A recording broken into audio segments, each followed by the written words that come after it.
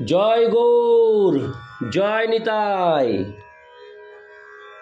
আজ 1400 অগ্রায়ণ 1432 ও 1 ডিসেম্বর 2025 সোমবার, একাদশী মোক্ষদা। এই মোক্ষদা একাদশীর দিনে আমি শ্রী চৈতন্য চরিতামৃত পাঠ করছি। আজ আমি পাঠ করছি শ্রী চৈতন্য চরিতামৃতের মধ্যলীলা, প্রথম খণ্ড, 12 পরিচ্ছেদ, গুন্ডিচা মন্দির মার্জনের শ্লোক 1 থেকে 15।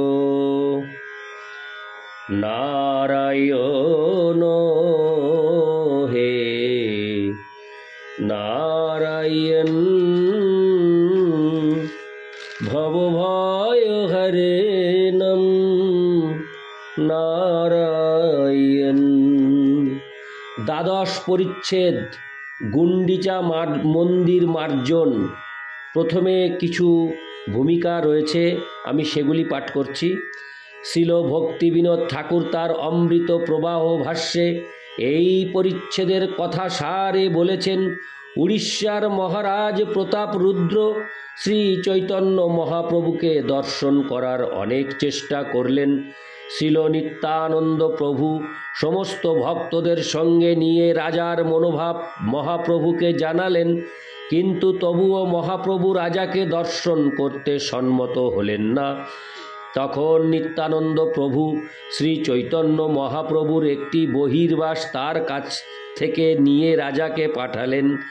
আর একদিন রামানন্দ রায় রাজাকে অনুগ্রহ করার জন্য মহাপ্রভুকে অনুরোধ করলেন, কিন্তু মহাপ্রভু তাতে সম্মত না হয়ে রাজার পুত্রকে আনতে আদেশ দিলেন।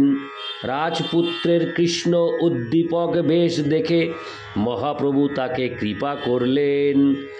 তারপর রথযাত্রার পূর্বে শ্রী চৈতন্য মহাপ্রভু তার ভক্তদের নিয়ে গুন্ডিচা মন্দির ধৌত ও মার্জন করলেন। তারপর ইন্দ্রদুম্ন সরোবরে স্নান করে উপবনে সমস্ত বৈষ্ণবদের নিয়ে প্রসাদ সেবা করলেন। মন্দির মার্জন করার সময় কোনো গৌড়ীয় ভক্ত মহাপ্রভুর চরণে জল দিয়ে সেই জল পান করায় একটি প্রেম রহস্যের উদয় হল। আবার অদ্বৈত আচার্যের পুত্র শ্রী গোপাল মূর্ছিত হলে তার মূর্ছা ভঙ্গ হয় না দেখে মহাপ্রভু তাকে চেতন করালেন।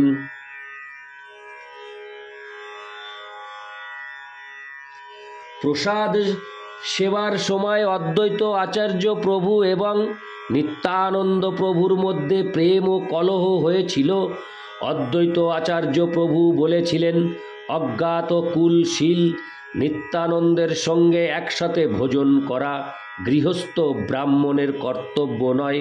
তার উত্তরে নিত্যানন্দ প্রভু বলেছিলেন, অদ্বৈত আচার্য অদ্বৈত সিদ্ধান্তে নিপুণ, তাই তার মতো অদ্বৈতবাদীর সঙ্গে একত্রে বসে ভোজন করলে ভদ্রলোকের মনোভাব হরে কৃষ্ণ মনোভাব কী রকম হয়ে যেতে পারে বলা যায় না।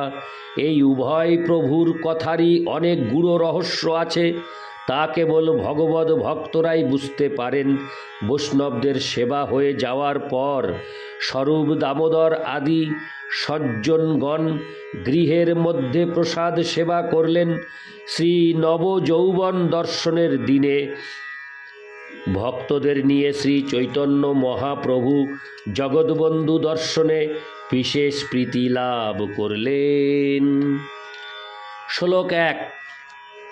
শ্রী গুন্ডিচা মন্দির মাত্র বৃন্দৈ সংমার্জয়ন খালনত সগৌর সচিত্তবচ্ছিতলমুজ্জ্বলঞ্চ কৃষ্ণোপবেশৌপৈকং চকার।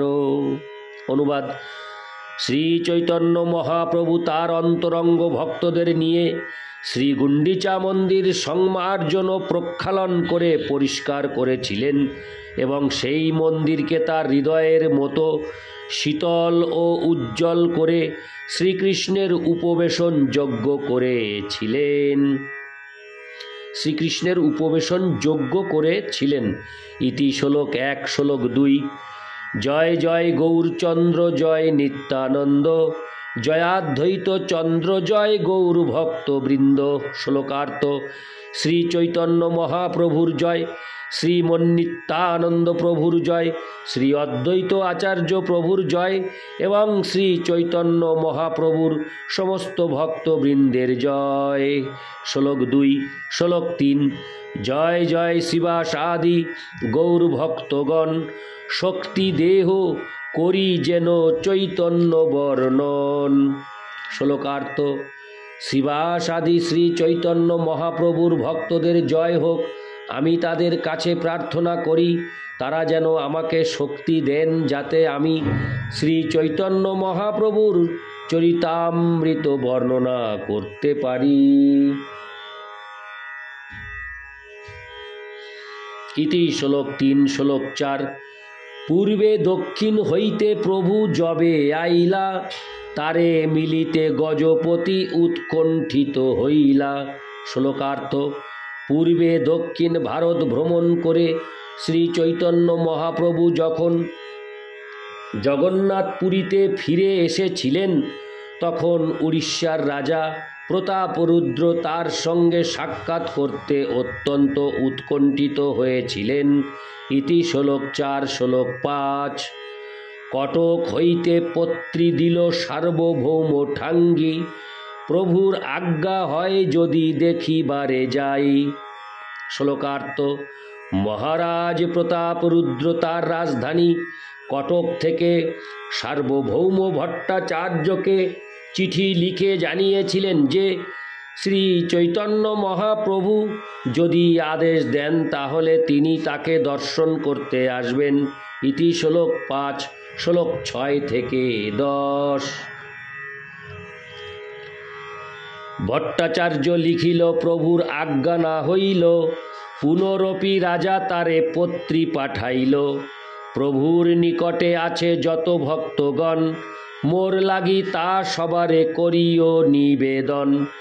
সেই সব দয়ালু মোরে হঙ্গা সদয়, মোর লাগি প্রভু পদে করিবে বিনয়।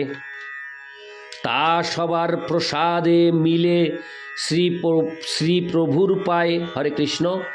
শ্রী প্রভুর পায়, প্রভু কৃপা বিনা মোর রাজ্য নাহি ভাই। যদি মোরে কৃপা না করিবে গৌর হরি, রাজ্য ছাড়ি যোগী হইব ভিখারি। শ্লোকার্থ: সেই পত্রের উত্তরে ভট্টাচার্য লিখলেন যে শ্রী চৈতন্য, হরে কৃষ্ণ, আমি শ্লোক 10 আরেকবার পাঠ করছি। যদি মোরে কৃপা না করিবে গৌর হরি, রাজ্য ছাড়ি যোগী হইব ভিখারি। শ্লোকার্থ: সেই পত্রের উত্তরে ভট্টাচার্য লিখলেন যে শ্রী চৈতন্য মহাপ্রভুর আদেশ পাওয়া গেল না। তখন রাজা তাকে আর একটি পত্র লিখলেন। সেই পত্রে মহারাজ প্রতাপরুদ্র সার্বভৌম ভট্টাচার্যকে লিখেছিলেন, আপনি মহাপ্রভুর সমস্ত ভক্তদের কাছে আমার জন্য নিবেদন করবেন তারা যেন আমার প্রতি সদয় হয়ে মহাপ্রভুর কাছে বিনীতভাবে অনুরোধ করেন, তাদের কৃপার প্রভাবেই কেবল আমি শ্রী চৈতন্য মহাপ্রভুর শ্রীপাদ পদ্মে আশ্রয় লাভ করতে পারি। মহাপ্রভুর কৃপা ছাড়া আমি রাজ্য শাসনে উদাসীন। গৌরহরি যদি আমাকে কৃপা না করেন তাহলে রাজ্য ছেড়ে আমি যোগী হয়ে ভিক্ষাবৃত্তি অবলম্বন করব। ইতি শ্লোক 6 থেকে 10। শ্লোক 11। ভট্টাচার্য পত্রী দেখি চিন্তিত হঙ্গা, ভক্তগণ পাশ গেলা সেই পত্রী লঙ্গা। শ্লোকার্থ: সার্বভৌম ভট্টাচার্য এই চিঠিটি পেয়ে চিন্তিত হয়ে সেই চিঠিটি নিয়ে ভক্তদের কাছে গেলেন। ইতি শ্লোক 11। শ্লোক 12। সবারে মিলিয়া কহিল রাজ বিবরণ, পিছে সেই পত্রী সবারে করাইল দর্শন। শ্লোকার্থ: সমস্ত ভক্তদের তিনি রাজার কথা বললেন এবং তারপর তাদের সকলকে তিনি সেই চিঠিটি দেখালেন। ইতি শ্লোক 12। শ্লোক 13। পত্রী দেখি সবার মনে হইল বিস্ময়, প্রভু পদে গজপতির এত ভক্তি হয়। শ্লোকার্থ: সেই চিঠিটি পড়ে শ্রী চৈতন্য মহাপ্রভুর শ্রীপাদ পদ্মে মহারাজ প্রতাপ রুদ্রের এত ভক্তি দেখে তারা সকলে অত্যন্ত বিস্মিত হলেন। ইতি শ্লোক 13। শ্লোক 14। সবে কহে প্রভু তারে কভু না মিলিবে, আমি সব কহি যদি দুঃখ সে মানিবে। শ্লোকার্থ: সমস্ত ভক্তরা তখন বললেন, শ্রী চৈতন্য মহাপ্রভু কোনো মতেই রাজার সঙ্গে সাক্ষাৎ করবেন না এবং আমরা যদি তাকে অনুরোধ করি তাহলে তিনি দুঃখ পাবেন। ইতি শ্লোক 14। শ্লোক 15। সার্বভৌম কহে সবে চলো একবার, মিলিতে না কহিব রাজ ব্যবহার। শ্লোকার্থ: সার্বভৌম ভট্টাচার্য তখন তাদের বললেন, চলো আমরা সকলে একবার মহাপ্রভুর কাছে যাই, তাকে আমরা রাজার সঙ্গে মিলিত হতে বলবো না, কেবল রাজার ভগবদ ভক্তির নিষ্ঠা বর্ণনা করব। ইতি শ্লোক 15। নারায়ণ হে নারায়ণ, ভবভয় হরণম নারায়ণ, লক্ষ্মীকান্তম কমলনয়নম, মঙ্গল চরণম নারায়ণ। জয় গৌর, জয় নিতাই। হরে কৃষ্ণ, রাধে রাধে।